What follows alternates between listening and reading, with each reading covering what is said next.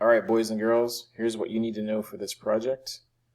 You're going to use a grid layout, and it's going to be centered on the page, so this semi-transparent white box in the middle is your grid layout. This one has 3 rows. Marvel Comics is the first row. The second row is the main content area, which has the paragraphs and the images. That's the second row. And the third row is down here, this copyright. This is like the footer. This is the third row. And for this, so this has one div in it that's, like if this was a 12-column grid layout, this would be 12 columns wide. Same thing for the footer. If you have one div in it, this row would have one div that's 12 columns wide. If it was 12 columns. If you're doing a 10-column layout, it'd be 10 columns wide, whatever your layout is. The center content area, this one has 2 divs, the text and the images. So you'll notice that the image column is much, not as wide as the text column.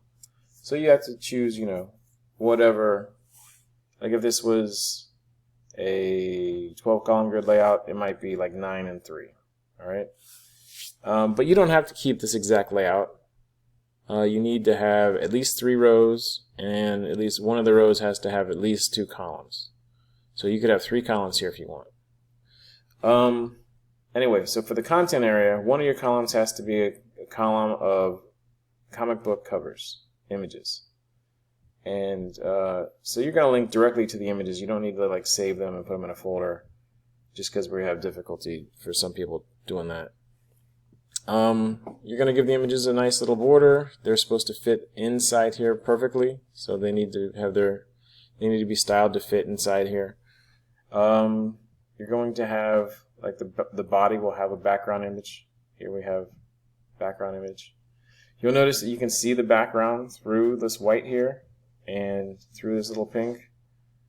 So that means your containing div, or whatever, whatever your grid layout divs, they should be transparent slightly. So they need to use a transparent background color, or background colors. You're gonna have 2 fonts. One's more like a fancy font like this, and the other one's gonna be like a regular sans serif or serif font for the text. So your header and footer will be the fancy font, and the others will be just a nice little font.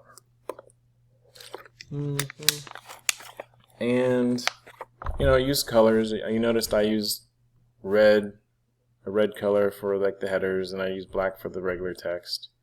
I used black here. You don't have to do this exactly, just make it look pretty.